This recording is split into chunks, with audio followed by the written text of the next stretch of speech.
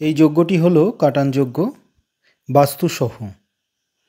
বাস্তুর মধ্যে অনেকে ভয়ঙ্করভাবে ক্ষতি করে রাখে বা বাস্তুর ওপরে ভূত প্রেত বিভিন্ন ধরনের অশুভ শক্তি চলাচল করে বা বাড়িতে কেউ চালান করে রেখেছে।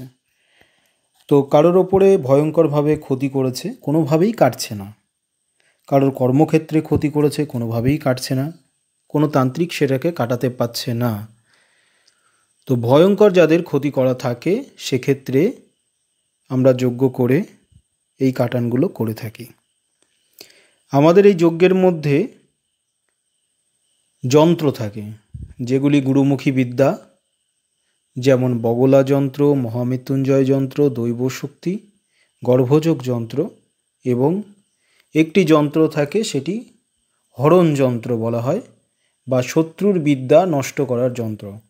তো সেই যন্ত্রের কাজ হচ্ছে সমস্ত জাদু টোনা গুণ বান সব কিছুকে নষ্ট করে দেওয়া। তো আমরা প্রথমে যজ্ঞের মধ্যে সেটাকে বসিয়ে আহ্বান দিয়ে সমস্ত দেবদেবীকে সন্তুষ্ট করা, তাদের মন্ত্র দিয়ে আহুতি দেওয়া, তারপরে একটার পর একটা বাণ প্রয়োগ করতে থাকি।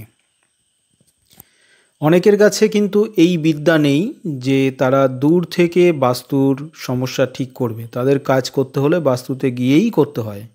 কিন্তু আমরা এখানে বসে তিনি লন্ডনে থাকুক বা দেশ বিদেশে যেখানেই থাকুক না কেন, সমুদ্র পাড়ে থাকুক না কেন, আমাদের যে গুরুমুখী বিদ্যা আছে সেই মন্ত্র দ্বারা সেই দূর থেকে কাজ করা যায়।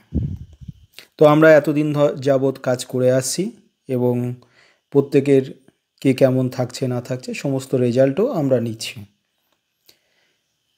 এখানে যে বাণগুলি আমি প্রয়োগ করি, বগি বাণ প্রয়োগ করি,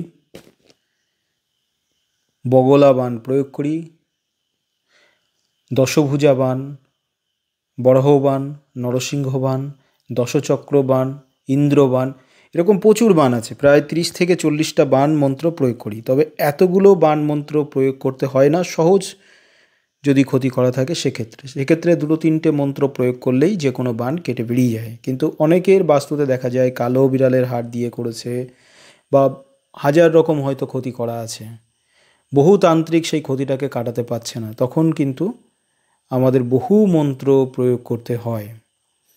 সোলেমানি বিদ্যা দ্বারা প্রয়োগ করা আছে, তখন আমাদের নরসিংহ বাণ, বরাহ বাণ, ব্রহ্মবাণ এগুলো প্রয়োগ করতে হয়। তো একটার পর একটা মন্ত্র আমরা প্রথমে দেবতাদের সন্তুষ্টি করার পরে, তাদেরকে আহুতি দেওয়ার পরে একটার পর একটা মন্ত্র আমরা প্রয়োগ করতে থাকি যতক্ষণ না বাণ কাটছে। এবার সমস্ত বাণ যখন কেটে যায় তারপরে তার বাস্তু বন্ধনের জন্য তাবিজ আছে সেটি দেওয়া হয়। অনেকের বাস্তুর ওপরে গ্রহের সমস্যা আছে, আমাদের গুরুমুখী মন্ত্র আছে। যখন আমরা বাস্তু দোষ কাটান করি, বাস্তুর কাটান করি, সেই বাস্তুর ওপরে যদি কোনো গ্রহদোষ থাকে সেই মন্ত্র প্রয়োগ করা হয়। তার ফলে কি হয়, কারোর বাস্তুর ওপরে হয়তো শনির প্রকোপ আছে, তার ফলে বাড়িতে নানা রকম সমস্যা হচ্ছে, সেই প্রকোপ কেটে যায় এবং শুভযোগ প্রতিষ্ঠিত হয়ে যায়। বাস্তুবন্ধনের আমরা একরকম বাস্তুবন্ধন দিই না, 2-3 স্তরের বাস্তুবন্ধন দিয়ে থাকি, যাতে শত্রু যদি ভয়ঙ্কর থাকে অনেক সময় বাস্তুবন্ধন কাটিয়ে দেয়। তো যাতে না কাটাতে পারে তার জন্য 3-4 স্তর